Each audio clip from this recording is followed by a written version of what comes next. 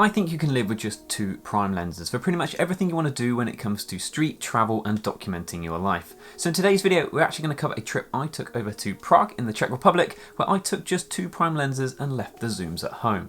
My name's Goffy, and if you're a fan of the channel, especially the more Leica based content, you'll know that I love 2 full frame focal lengths, and that is the 28mm and the 50mm. And more importantly than that, I think you can get away with having a really small lens when it comes to the 28mm, even if you sacrifice a bit of speed, as long as you've got a fast 50.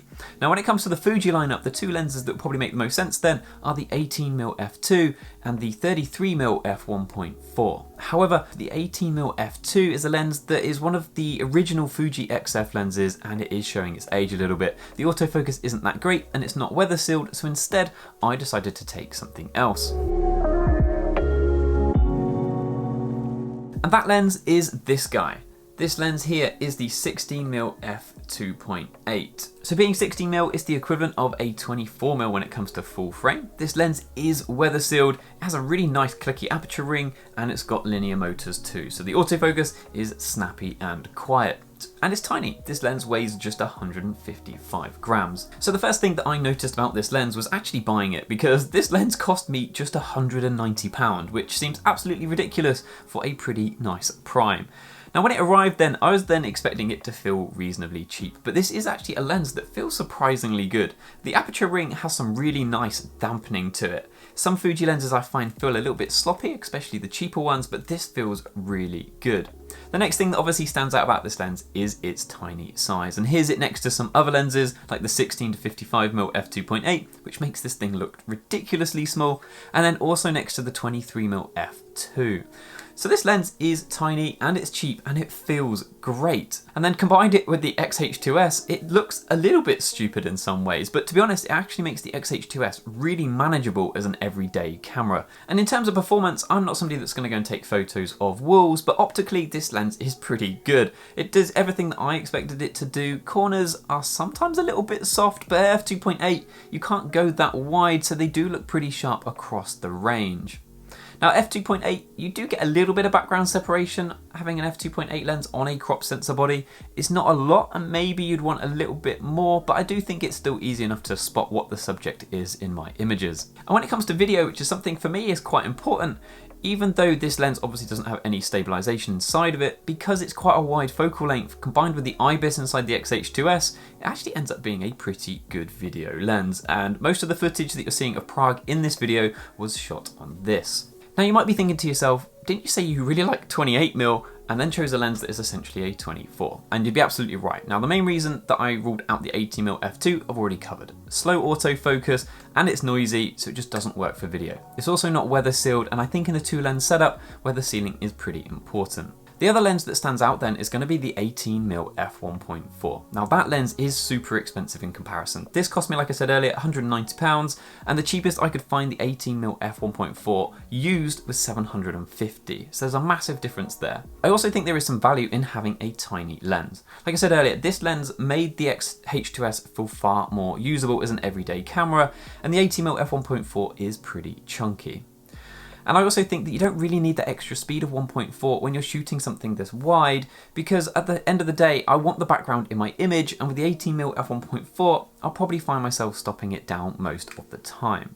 So that was really what led me to this lens. But the biggest downside of this lens for me is the fact that it isn't 28mm, which I know is ridiculous because I knew that when I bought it, but I thought I would get used to that 24mm focal length, but the reality is I just didn't.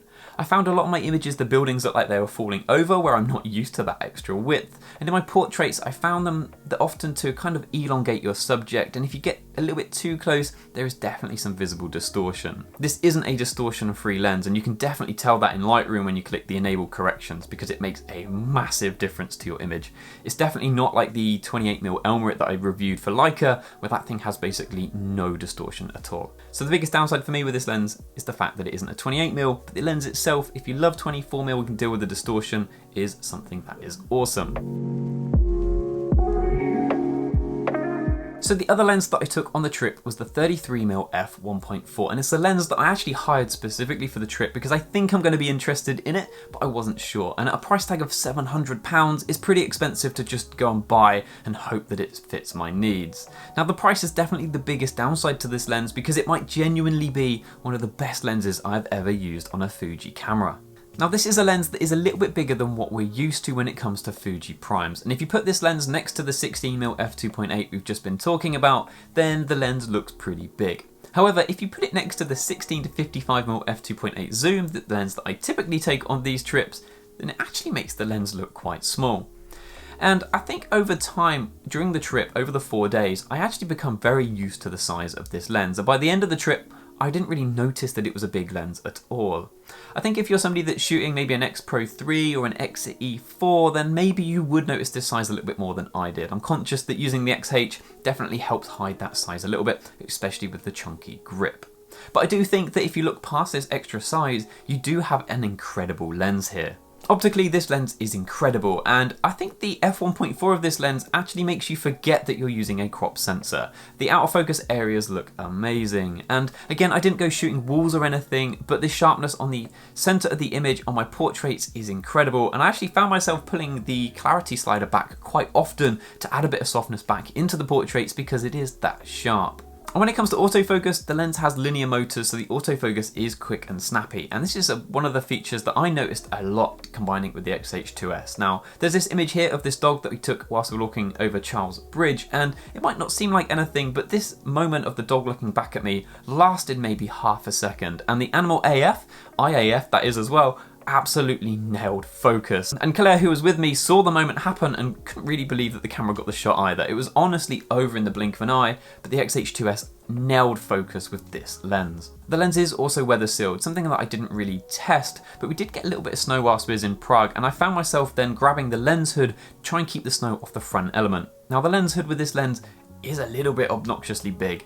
It's a bit too big for me to ever use other than in this situation where I just wanted to keep the weather off the front. For me personally, I would probably leave this lens hood at home most of the time, although it does fit on backwards like you'd expect to keep this quite compact when it comes to packing it into bags. And then we come to the worst part about this lens, and that's the fact that I'd hired it and I had to give it back. Honestly, this lens was so good that it actually changed my shooting habits. Typically when I shoot my Leicas, I'll use my 28mm maybe 80% of the time, and I'll fill in the gaps with the 50. This 33mm f1.4 was so good that I found myself using it over half the time. It actually changed my shooting habits because I didn't want to stop shooting it. So then, looping back round to the video title, did I miss the zoom lenses that I'd have typically taken on this trip? And to be honest with you, the short answer to that is no, I didn't. I actually really liked the fact that I could take two primes and use them for both photo and video on a single camera body. I think the biggest downside for me really was the fact that I didn't have the variable NDs needed to keep my shutter speed at 48th of a second. But at the same time, I'm curious, did you guys actually notice that I was using auto shutter for all of the Prague footage in this video? Because I have a feeling that we all try and stick to this 180 shutter rule, but at the end of the day, it doesn't make that much of a difference, especially for a YouTube video. So then in conclusion, what do I actually think of the two lenses? Are these the two perfect lenses for a two lens setup? Now when it comes to the 33mm f1.4, honestly I think it might be, and I actually now want to go out and purchase this lens now that I've had to send it back.